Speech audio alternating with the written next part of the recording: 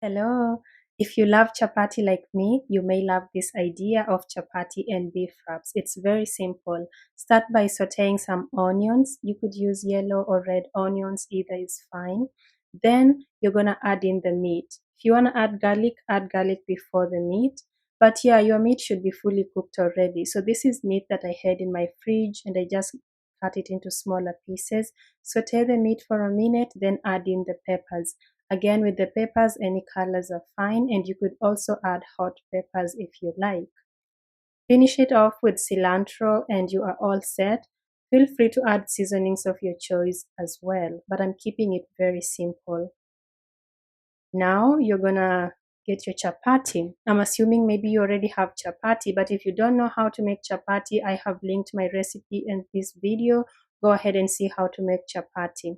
Now you could use frozen chapati or room temperature chapati. Just go ahead and warm it up on both sides until it is hot, and then go ahead and lay the meat on the chapati.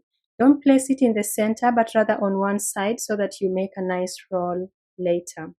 The cheese are optional. Do you love cheese? Okay, use them.